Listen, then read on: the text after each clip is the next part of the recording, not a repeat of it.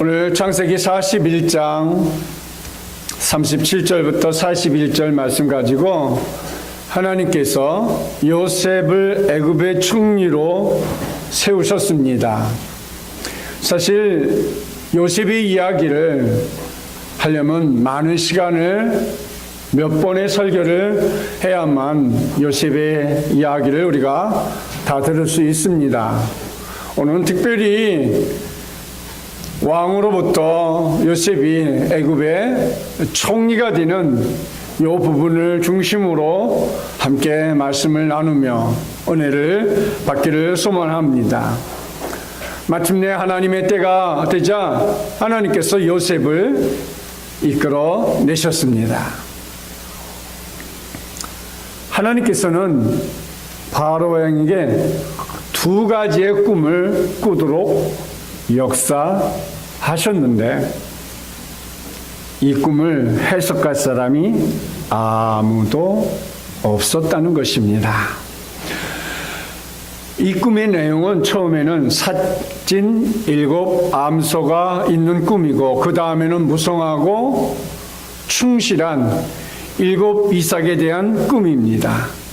근데 얼마 후에 마르고 흉측한 소와 이삭이 나와서 살찌고 충실한 소와 이삭을 삼켜 먹어 치우는 그런 꿈이었습니다.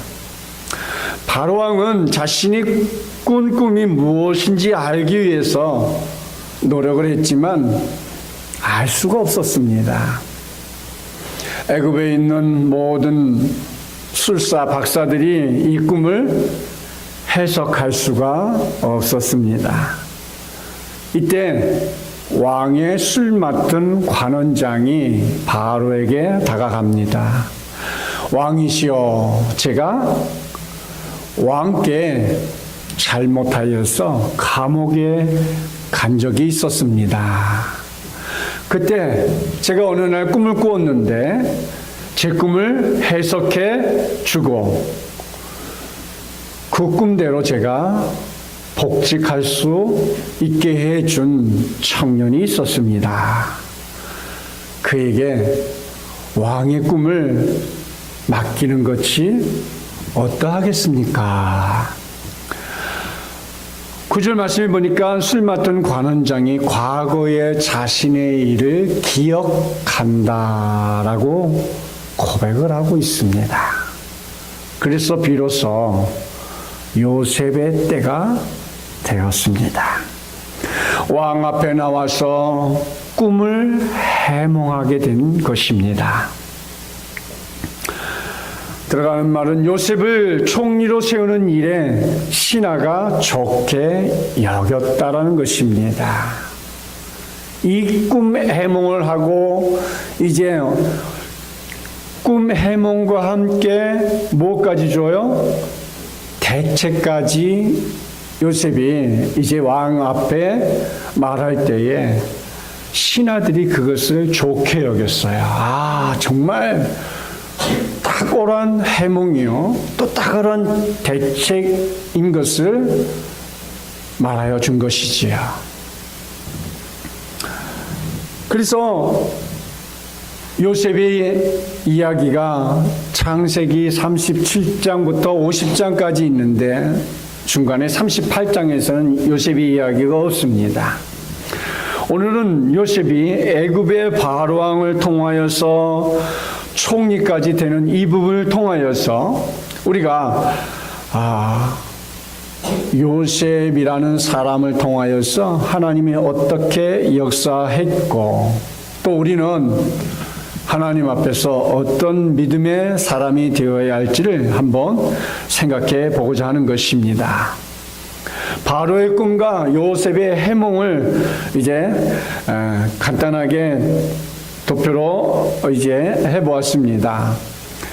한번 보시길 바랍니다. 첫 번째 꿈은 이제 1절부터 4절에 있었고 두 번째 꿈은 5절부터 7절에 있었어요.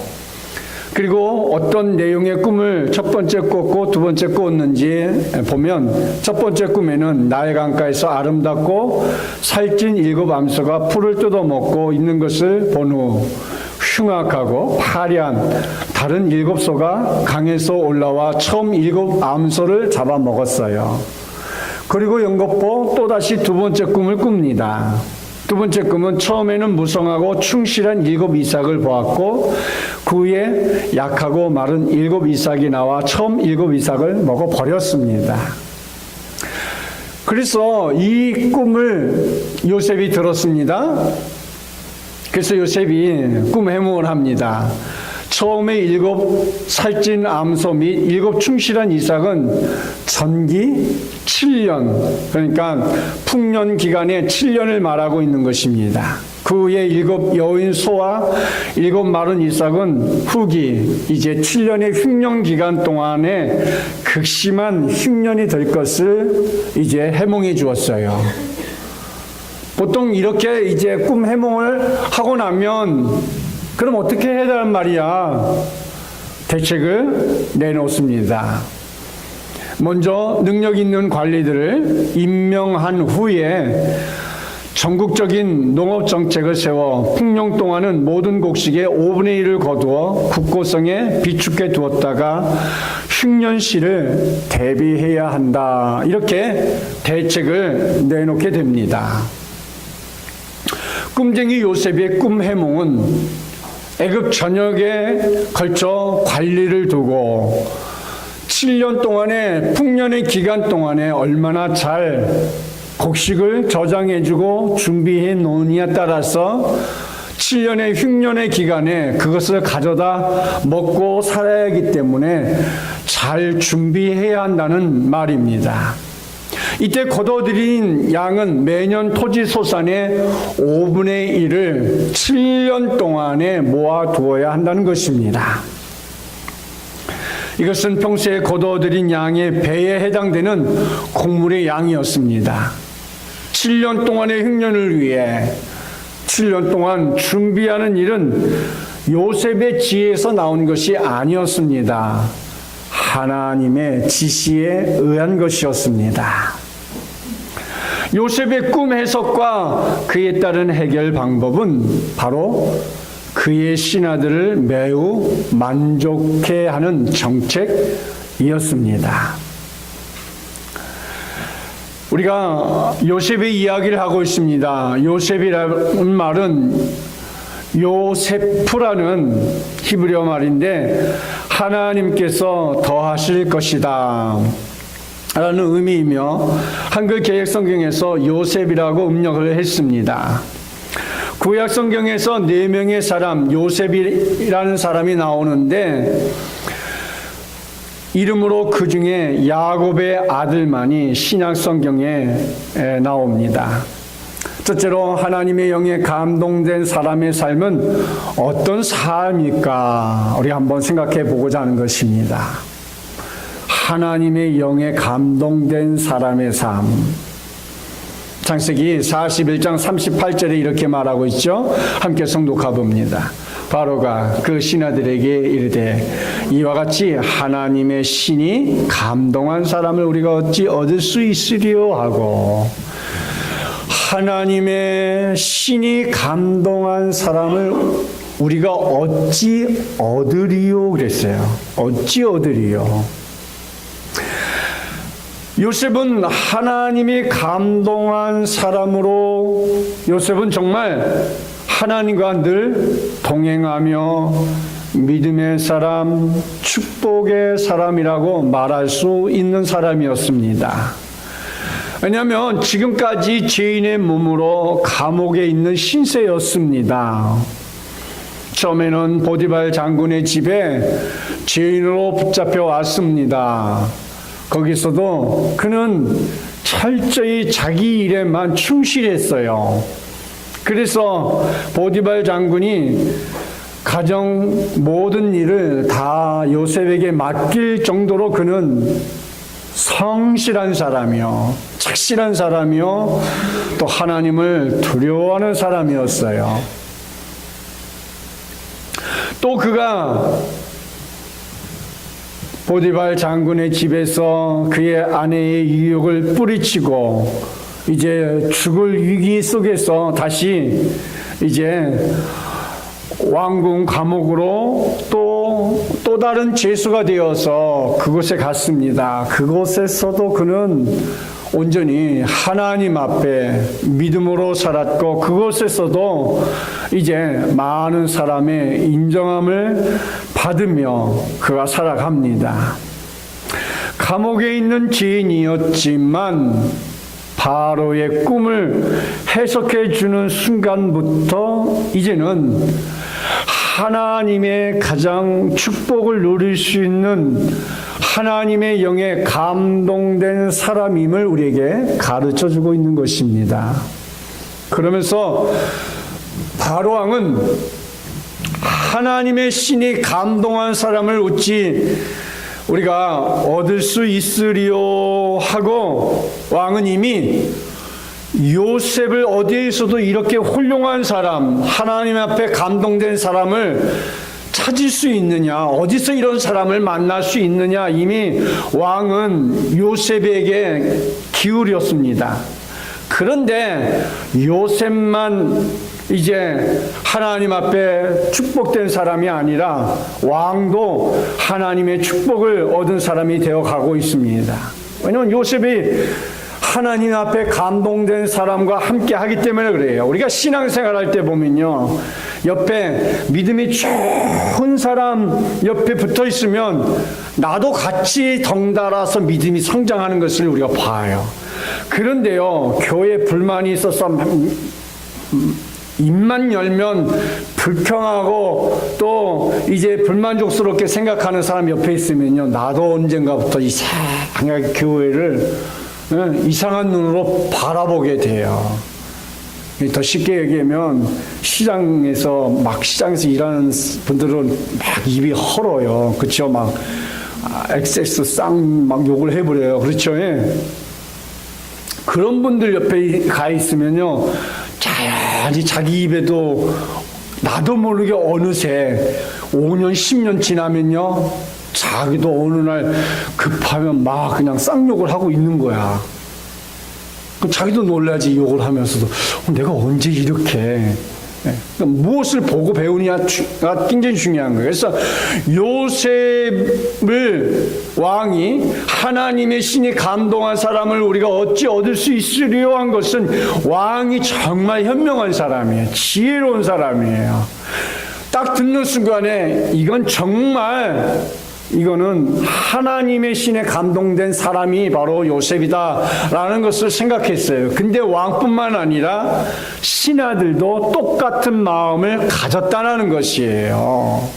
사랑하는 성도 여러분, 우리 한생명 비전교회 성도들이 세상 사람들까지 여러분을 하나님께로부터 감동이 있고 축복이 있고 은혜가 있는 성도라고 말할 수 있기를 축복합니다.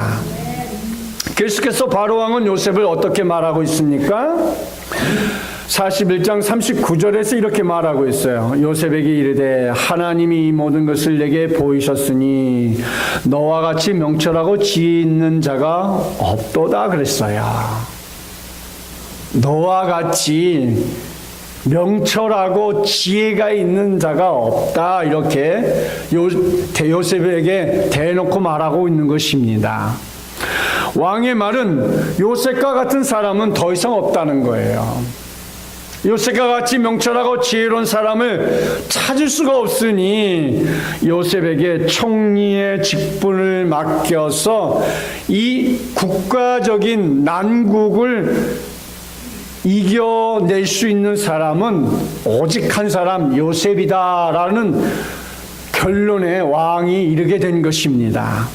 그래서 바로 왕은 요셉에게 총리로서 할 수 있는 모든 일을 명령하고 권한을 위임하게 되는 것이죠. 그래서 40절에서 이렇게 얘기했어요. 함께 성독해 봅니다. 너는 내 집을 치리하라. 내 백성이 다 내 명을 복종하리니 나는 너보다 높음이 보좌뿐이니라. 아멘.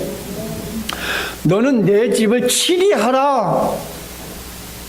그냥 단순히 내 집을 치리하라는 게 아니에요. 이 말은 요셉이 애굽의 바로왕 다음으로 애굽의 2인자가 되라는 말입니다. 요셉의 권한이 제한된 것은 바로 왕에게만 있고 그 외의 모든 것은 요셉에게 있다는 말입니다. 이 말을 생각해 보니까 보디발 장군의 집에서도 똑같은 상황이 있었어요. 그죠? 요셉이 보디발 장군의 집에서도 그 권한을 위임받을 때는 차원이 다른 것이었어요. 창세기 39장 6절 말씀을 참고해 보면 함께 성독해 봅니다. 주인이 그 소유를 다 요셉의 손에 위임하고 자기 식료 외에는 간섭하지 아니하였더라. 요셉은 용모가 준수하고 아담하였더라. 요셉의 손에 위임하고라는 말을 주목해 보십시오. 지금 바로 왕도 요셉에게 모든 것을 위임하고 있고 보디발 장군도 요셉에게 모든 것을 위임하고 있어요. 그런데 창세기 39장의 보디발 장군이 요셉에게 위임한 것은 한 국가의 장관으로서의 위임이라면 지금 우리가 보고 있는 창세기 41장 바로 왕이 요셉에게 위임한 것은 한 국가의 장관의 집을 관리하는 것을 뛰어넘어서 이제 이 나라 바로 왕이 통치하고 있는 이 엄청난 큰 나라를 통치할 수 있는 것을 위임하고 있는 거예요. 그동안 하나님께서는 더 큰 일을 요셉에게 맡기려고 차근차근 준비해 놓으셨다는 사실을 우리가 기억해야 합니다. 사랑하는 성도 여러분, 참 하나님 멋있는 하나님 아니십니까? 하나님은요, 지금 당장 보기에는 보디발 장군의 집에서 위임받은 그것만이라도 요셉으로서는 엄청난 하나님의 은혜라고 생각할 수도 있었지 않을까요? 그런데 거기서 그가 하나님을 성실히 섬김을 통하여서 보디발 장군의 유혹도 뿌리치고 죄인 가운데 정말 죽음의 길로 가는 것처럼 보였습니다. 근데 하나님은 요셉을 어떻게 했어요? 오히려 한 가정의 위임을 받은 그런 사람이 아닌 한 국가를 통치할 수 있는 사람으로 하나님은 준비해 놓으셨다는 것이에요.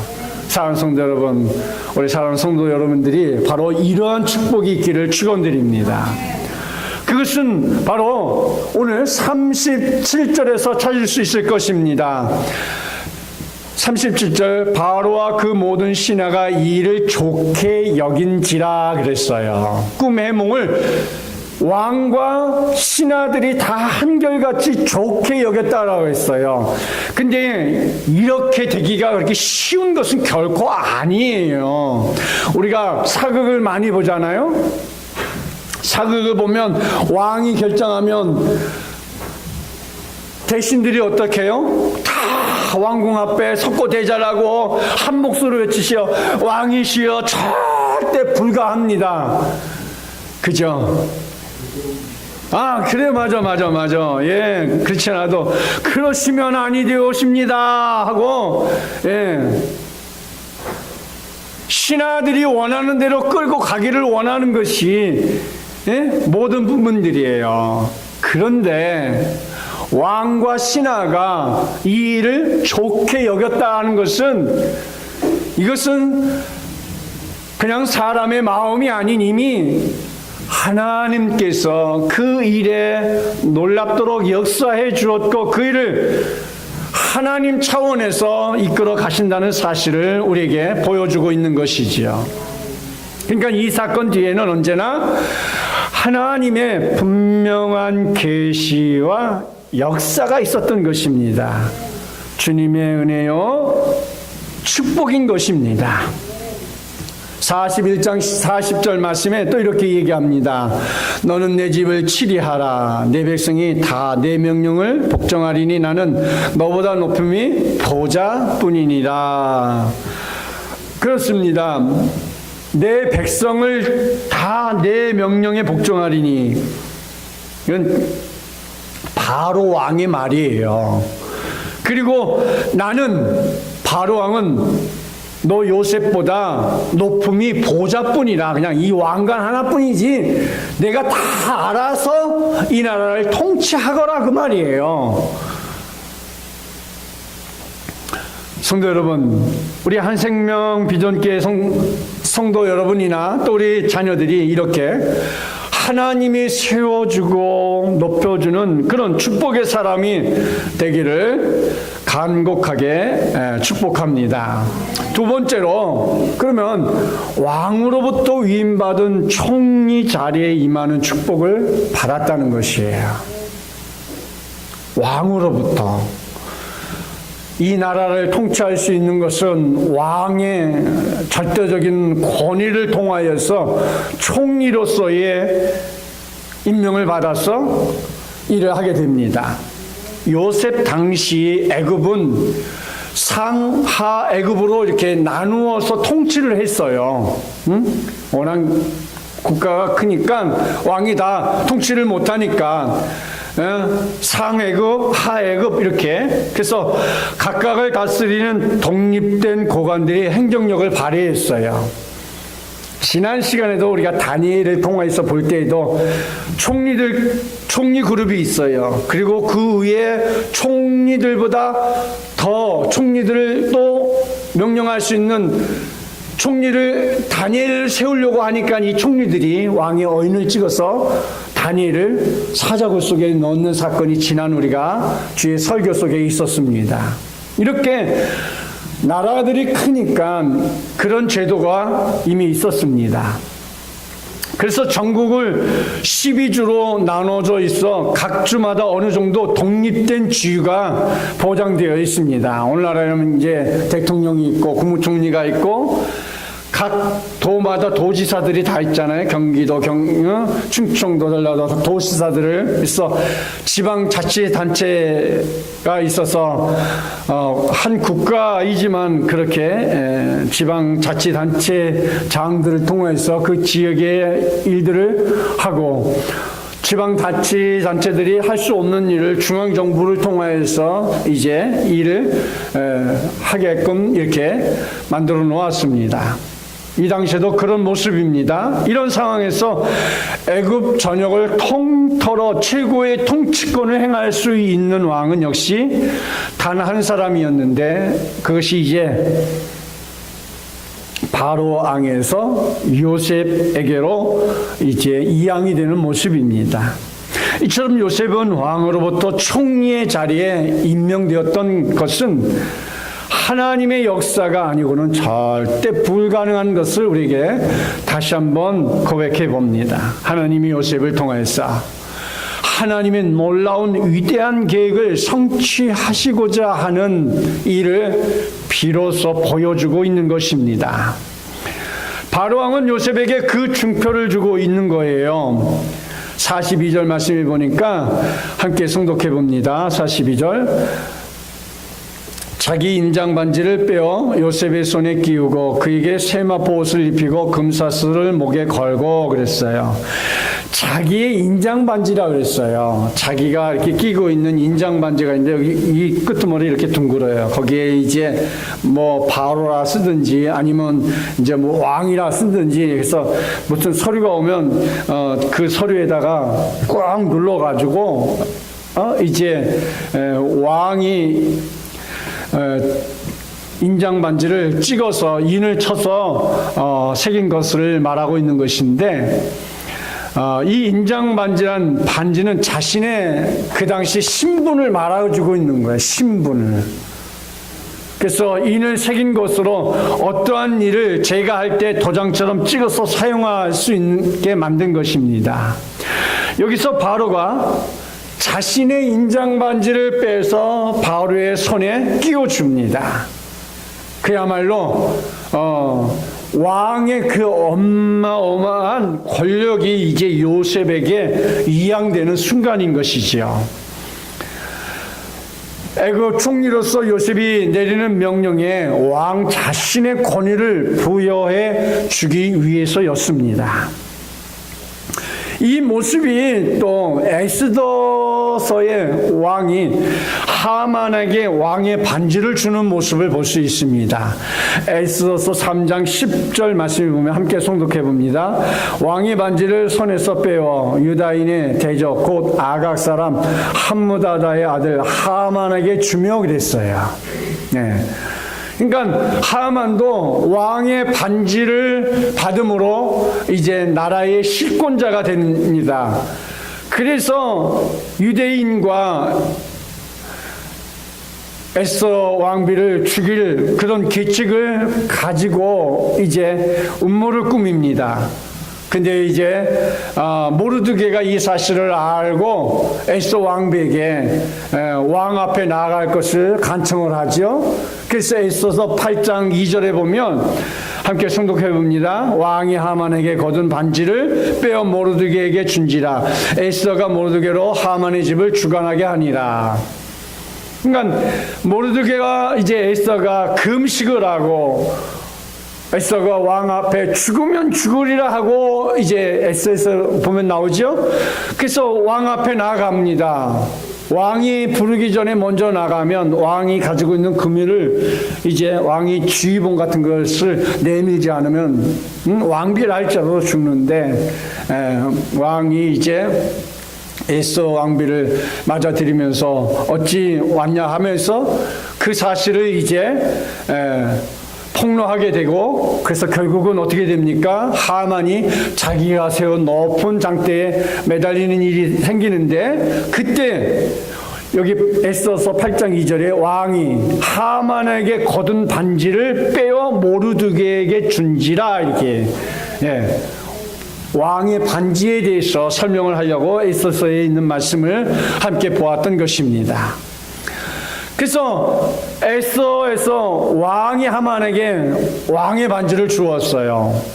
그래서 하만이 유대인 모르드게와 교만하다고 유대인들을 다 죽일 계책을 세웠어요. 결국 모르드게와 에스더 왕비가 금식함을 통해서 민족을 구원하는 내용이 에스더의 기록입니다. 하나님은 이처럼 기도하는 사람의 편이라는 것을 오늘 에스더나 또 우리가 본 다니엘서나 오늘 본 창세기의 꿈쟁이 요셉의 사건을 통해서 우리에게 가르쳐주고 있는 것이지요. 여러분 이제 수요일부터 우리가 다니엘 20일 이제 기도를 합니다. 이 다니엘 기도를 통해서 우리가 지난 시간에 말씀을 보았듯이 정말 하나님 앞에 기도는 그 기도를 통하여 능치 못함이 없는 하나님의 역사와 능력이 바로 기도를 통해서 있었다는 것을 우리에게 보여주고 있었습니다. 오늘 42절에서도 요셉에게 왕의 반지를 끼워주고 나아가 요셉에게 세마포 옷을 입혀주었습니다. 자기 인장 반지를 빼어 요셉의 손에 끼우고 그에게 세마포 옷을 입히고 금사슬을 목에 걸고 여러분 여기서 그에게 세마포 옷을 입히고 금사슬을 목에 걸고 그 당시요 이 세마포는 평민들은 입을 수 없는 옷이에요. 그 당시에는 그가 어떤 옷을 입었느냐에 따라서 그의 신분을 말해주고 있는 시대예요. 우리나라에도 뭐 조선시대 이후에 올라가면 평민들이 입는 옷과 고위 관직을 하는 사람들이 입는 옷이 달랐어요. 옷을 통하여서 신분을 말해주는 시대가 우리나라도 있었습니다. 이처럼 세마포 옷은 당시 애굽의 고관이나 제사장들이 입었던 옷입니다. 평민들은 이런 옷을 입을 수 없었어요.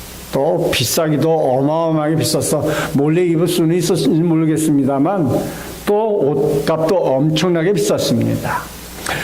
그 당시 옷으로도 신분을 말하는 시대였기 때문입니다. 그래서 요셉은 이런 옷을 입음으로 그의 권위를 모든 백성들에게 드러내 보여주었고 그 금사슬을 목에 걸게 했습니다.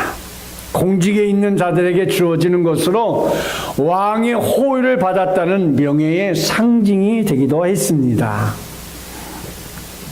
다니엘서 5장 29절 말씀에 보면 함께 성독해 봅니다. 이에 벨사살이 명하여 무리로 다니엘에게 자주옷을 입히게 하며 금사슬로 그의 목에 들이우게 하고 그를 위하여 조서를 내려 나라의 셋째 치리자를 삼으니라.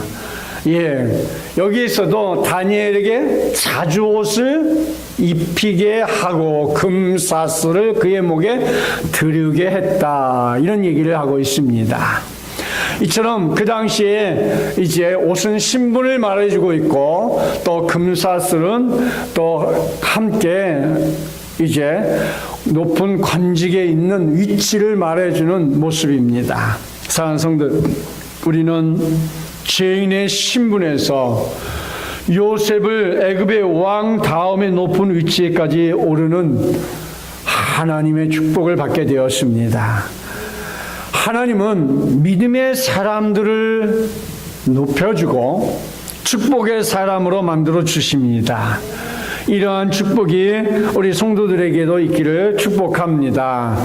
바로는 계속해서 요셉에게 왕 다음가는 권세의 권력자로 세워주는 왕의 수레에 태우고 명령을 합니다.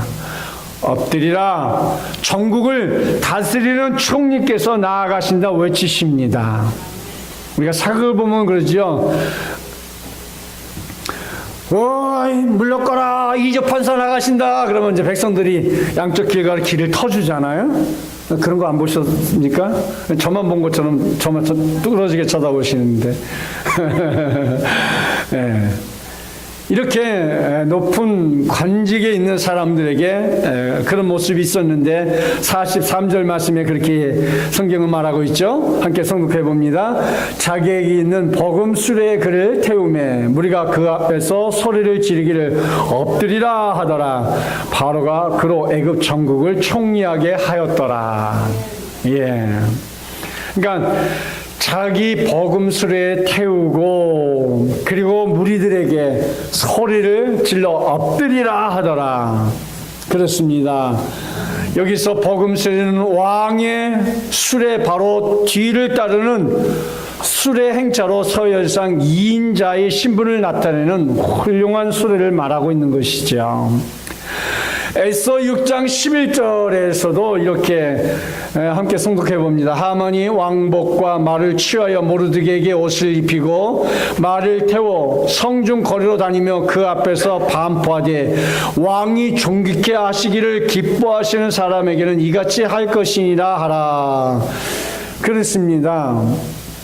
예, 모르드게도 이제 총리가 되어서 왕의 존귀함을 얻는 지금 요셉과 같이 또 다니엘과 같은 사람의 모습인 것이지요. 그래서 높여 세워주는 사람들을 이렇게 왕이 타고 있는 수레에 태워서 높임을 얻게 되는 모습을 우리에게 보여줍니다. 왕으로부터 위임받는 총리 자리에 임하는 축복을 받았습니다. 사랑하는 성도 여러분, 요셉에게만 왕으로부터의 총리로 위임받는 것은 결코 아닙니다. 오늘 우리도 하나님으로부터 많은 은혜와 축복을 위임받고 살아가고 있어요.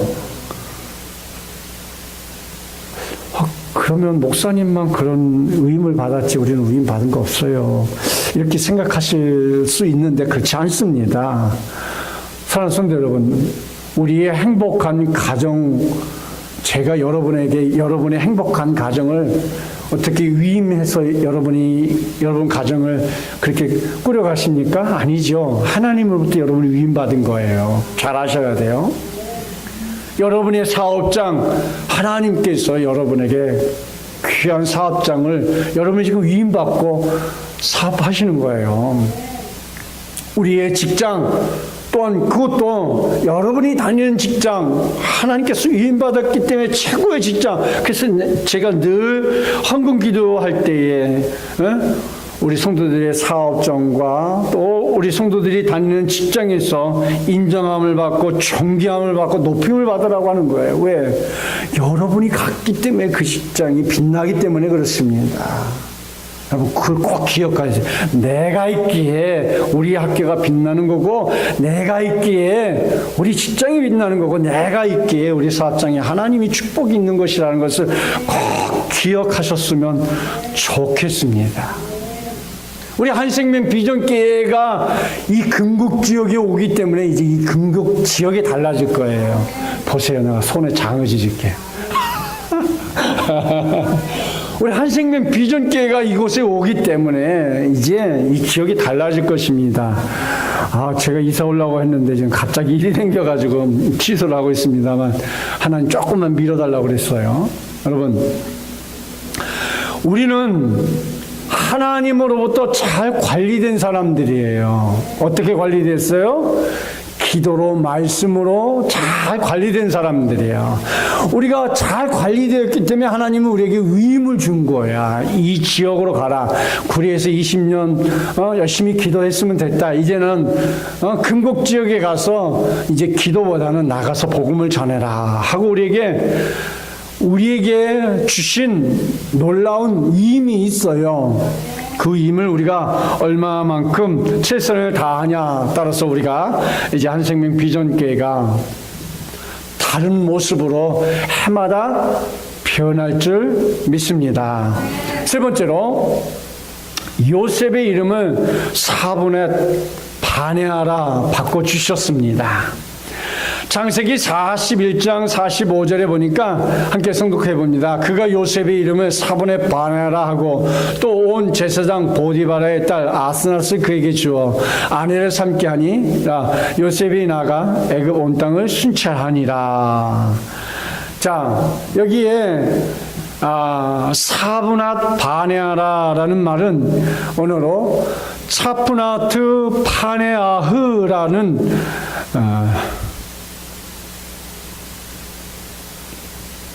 언어가 이렇게 나왔어요? 인터넷에? 와, 그랬구나. 정상적인 히브리어로 잘 보냈는데 저쪽에 컴퓨터에서 지원해 주는 게 없어서 깨졌나 봐요. 자, 차푸나트 파네아흐라는 말은 애굽에서 유래했는데 이 말은 뭐냐? 하나님께서 말씀하시니 그가 살았다. 요셉이란 애굽어로서, 애굽 말로서 하나님께서 말씀하시니 그가 살았다. 그러니까 요셉을 정말 얼마나 하나님과 동행하는 사람인지를 바로 왕도 알고 하나님과 동행하는 사람이구나 해서 요셉을 차브나트 파네아라 이렇게 이름을 지어준 것이에요. 그러니까 바로 왕은 요셉의 이름을 애굽의 이름으로 사브낫 파네아라 이름해 줬는데, 이 사브낫 생명의 유짐을, 땅의 양식이 생명이다, 생명의 구원자다. 바네아 생명을 뜻하는 말이에요. 그러니까 요셉이 꿈 해몽을 하고 대책까지 이야기를 했어요. 그것은 뭐예요? 생명을 살리는 일을 요셉이 하고 있는 거란 말이에요. 그러니까 정확하게 요셉의 이름을 지어준 것을 우리에게 보여주고 있는 것입니다. 리빙 바이블에도 이렇게 얘기했어. 4분의 바네아를 생사 문제에 있어서 신과 같은 권능을 가진 자라는 뜻으로 기록을 하고 있습니다. 하나님은 요셉의 새 이름과 같이 요셉이 앞으로 해야 할 역할을 이름 속에 넣어주셨던 것이지요. 성경에 여기저기 하나님께서 새 이름을 주신 일들을 우리가 볼 수 있어요. 새 이름을 줌을 통하여서 하나님은 그 새 이름을 통해 새 이름에 합당한 일을 하게 하시는 모습을 우리는 성경 속에서 볼 수 있는데, 많은 사람은 말씀 못 드리고 야곱이라는 사람을 예를 들자면 창세기 32장 28절에 야곱을 이렇게 얘기하고 있어요. 그가 이르되 내 이름을 다시는 야곱이라 부를 것이 아니요 이스라엘이라 부를 것이니 이는 내가 하나님과 및 사람들과 겨루어 이겼습니다. 자, 말씀하심으로 야곱의 이름은 이스라엘이란 이름으로 이름을 바꾸어 주었어요. 계명이라고 하죠. 근데 이 이스라엘이란 이름은 하나님과 씨름하여 이긴 자다. 도대체 하나님하고 싸워서 이긴 사람은 이 땅에 아마 야곱뿐이 없을 것 같아요. 이렇게 하나님께서 그 이름을 새 이름으로 이스라엘로 지어주신 것은 이제부터 야곱이 아브라함에게 주신 축복의 언약에 대해서 실제적인 후계자임을 정식으로 인정해주는 모습인 겁니다. 야곱은 그가 태어날 때 형 에서의 발꿈치를 붙잡았다 해서 붙여진 이름이었습니다. 이 이름은 나쁜 의미로 사용될 때 남을 사치하는 자, 거짓된 자를 뜻합니다. 이렇게 속이는 자의 뜻으로 야곱은 허물과 실수와 고난에 점철된 생애를 살았지만 자기만을 아는 이기적인 약사빠른 자로 정평이 나 있습니다. 그랬던 이 야곱이 이스라엘이란 이름으로 바꿔주시고 나서는 그가 이제는 이긴 자로서 이제는 야곱이 믿음의 조상 아브라함에게 주어진 언약의 상속자로서 이스라엘이 된 것입니다. 다시 말해서 아브라함과 이삭을 잇는 이스라엘의 3대 조상이자 메시아야 예수 그리스도를 탄생시킨 거룩한 가문의 일원이 바로 야곱이 됩니다. 놀라운 일이 아닐 수 없는 것이지요. 뿐만 아니라 하나님께서 그에게 새 이름을 주셨다는 것은 그의 삶이 이제는 공식적으로 하나님께 바쳐진 사람이다라는 것을 우리에게 보여주는 모습입니다. 오늘 설교가 좀 길었습니다. 조금 더 하겠습니다. 사실 내용은 짧게 준비했는데도 그렇습니다.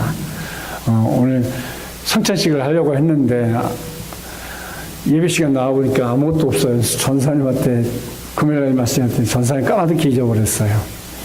그러니까 대신 말씀으로 은혜만 더 받으시길 바랍니다. 하나님께서 약속하신 축복이 사랑하는 성도 여러분들 말씀을 읽을 때마다 그 약속의 말씀이 내 말씀이요 내가 받을 말씀이요 내 앞에 이루어질 말씀이라고 잘 기억하면서 읽으시길 바랍니다. 성경 읽으시냐고 힘드시죠? 근데요 처음에만 그렇죠. 계속 읽으면요 말씀을 읽으면서 은혜가 있고요 말씀을 읽으면서 기쁨이 있고 말씀을 읽으면서 그 속에 축복이 막 나에게 꿈틀꿈틀하고 막 자꾸 오는 것 같아. 그런 느낌을 좀 받아보시길 바랍니다. 우리 혜민이가 읽는다고 했는데 얼굴 보니까 많이 읽은 것 같아. 얼굴이 환해졌어요. 왕은 요셉에게 온 제사장 보디베라의 딸 아스낫을 이제 아내로 삼게 했다고 말씀을 하고 있어요. 이것은 바로 왕에게 요셉을 애굽에서 왕족에 준하는 대접을 해 주었음을 의미합니다. 왜냐하면 애굽의 왕들은 대개 왕비를 제사장의 가문에서 취했기 때문에 그렇습니다. 그러니까 신분이 높은 분들은 아무나 하고 이제 혼인을 하지 않아요. 다 같은 신분의 레벨의 사람들과 함께 이제 결혼을 했습니다. 결론을 맺고자 합니다. 하나님의 때에 하나님이 하실 것이라는 믿음을 가져야 합니다. 예, 하나님이 하실 것이라는 것, 그런 믿음이 중요해요. 성도 여러분, 우리 믿음의 사람은 소망이 아주 작은 것이라 할지라도 믿는 성도들은 힘들고 어려운 상황일지라도 그것을 하나님이 하실 것이야. 하나님께서 분명히 문제를 주었으면 해답도 주실 것이야. 이 어려운 고난의 시간을 내가 믿음으로 준비하면 하나님은 우리가 상상할 수 없는 것으로 채워주실 것이야 라는 이 믿음이 나를 살리고 내 신앙을 살리고 내가 생각한 것의 역사를 만들어 간다는 거예요. 그런 믿음의 사람이 바로 신앙인이요, 그런 사람이 하나님과 동행하는 사람의 믿음인 거지요. 그래서 하나님이 우리에게 그래서 꿈을 주는 거예요. 우리가 그래서 소망을 갖고 그 꿈을 향해서 나아가면요, 그 꿈대로 되는 거예요. 그래서 우리가 요셉의 사건을 좀 더 앞으로 이렇게 가면 조금만 우리가 보면 요셉이 무슨 꿈을 꿔요? 하늘의 별, 또 이삭들이 다 자기 앞에, 형들이 다 자기 앞에 절한다고. 그래서 형들이 미움을 받아서 애굽으로 종으로 팔려간 거 아니겠어요? 근데 어떻게 됐어요? 무엇대로 됐어요? 꿈대로 됐잖아요. 꿈대로. 자기가 그 꿈을 형들에게 이야기했을 때 그 꿈을 꾼 것으로 그냥 끝나버리고 까마득하게 새까맣게 지어버렸을까요? 아니잖아요. 그는 꿈을 가지고 계속해서 하나님이 나를 분명히 때가 되면 언젠가는 분명히 나를 세워줄 거야, 높여줄 거야. 내가 정말 우리 형들뿐만 아니라 모든 하늘의 별과 달이 다 나를 향해서 섬김을 할 때가 올 것이다. 그 생각을 했을 거 아니에요. 근데 어떻게 됐어요, 진짜로? 지금 실질적으로 그 일이 이루어지는 광경을 우리가 오늘 말씀 속에서 보고 있잖아요. 그래서 시편 기자는 이렇게 고백을 합니다. 시편 119편 49절 또 50절에 보면 함께诵독해 봅니다. 주의 종에게 하신 말씀을 기억하소서. 주께서 나로 소망 있게 하셨나이다. 이 말씀은 나의 곤란 중의 위로라. 주의 말씀이 나를 살리셨음이니이다. 그랬어요. 사랑하는 성도 여러분, 이 말씀을 기억하세요. 어떤 말씀? 나도 분명히 하나님께서 나를 세워주실 거예요. 지금은 내 모습이 이렇게 좀 초라해 보이지만은 나를 분명히 하나님께서 들어서 세워주시고 높여주시고 크게 하나님께서 인도해 주실 것이다. 목사만 그런 꿈을 꾸는 게 아니고 우리 한생명 비전교회 모든 성도님들, 우리 청년들, 모든 우리 한생명 비전교회 모든 성도들이 그런 꿈을 꾸면서 비전을 품으면서 늘 그렇게 생각을 하십시오. 오늘 조그만 이해를 하나 해볼까요? 예전에 먼저 문창건 집사님이라고 하신 분이 있어요. 그 집사님이 저 장계에서 서울로 올라와서 목사님 집에서 기거를 하게 됐어요. 군대 갔다 와서 자기 방에다가 멋진 차를 하나 그려놓고 이 멋진 차를 그려놓고 내가 김복천 목사님 차를 사드리겠다고. 그러니까 다들 웃었어요. 야, 니 꼬라지를 봐. 지금 목사님 집에서 얹혀 사는 주제에 네가 뭘 언제 돈 벌어서. 근데요, 진짜요. 금방 이뤘으더니 결혼하고 나서 얼마 있다 그때 콩고도면 대한민국에서 그랜저 콩고도 더 이상 좋은 사양이 없을 때였어요. 정말 기아 콩고도 목사님 사드리더라고요. 여러분, 그래서 강주민 목사님도요, 꿈을 늘 자기가 제일 좋아하는 곳에 앞에다가 자기 꿈을 적어가지고 놓고 딱 보고 들락거리면서 보면서 기도하라 그랬어요. 그러면 이루어진다는 거예요. 중요한 것입니다. 여러분도 날 보고 기도하고 또 소망을 갖고 기억하고 반드시 이렇게 될 것이라는 믿음으로 살아가면 하나님은 반드시 그 위에 놀랍도록 역사해 주실 것을 반드시 믿고 그런 기도를 하시길 바랍니다. 우리 한생명 비전교회 성도들은 또 우리 자녀들은 하나님께서 합당한 믿음, 하나님이 인정하는 믿음을 가지고 계시는 하나님은 반드시 축복의 자녀로 인도해 주실 것입니다. 46절 말씀 봅니다. 요셉이 애굽 왕 바로 앞에 설 때에 30세라. 그가 바로 앞을 떠나 애굽 온 땅을 순찰하니. 저는 왜 이때가 30세라라는 말을 꼭 했을까라고 가만히 앉아서 묵상을 해보니까 아주 중요한 단서가 여기 있었어요. 요셉은 애굽의 총리가 될 때까지 요셉은 13년이라는 그런 고난과 고통의 시간을 보냈어요. 13년이요.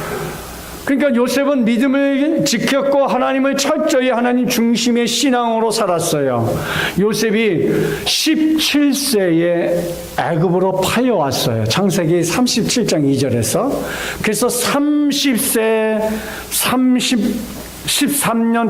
13년 동안에 종살이를 하고 이제 30세에 공인된 나이로서 이제 애굽의 왕으로부터 이제 총리가 되는 거야. 여기에 또 요셉이 30세에 공인된 것처럼 예수님도 30세에 공생애를 시작하셨어요. 성경이 짝이 앞뒤가 다 맞는다고 했잖아요. 요셉은 예수님의 예표가 되는 것이지요.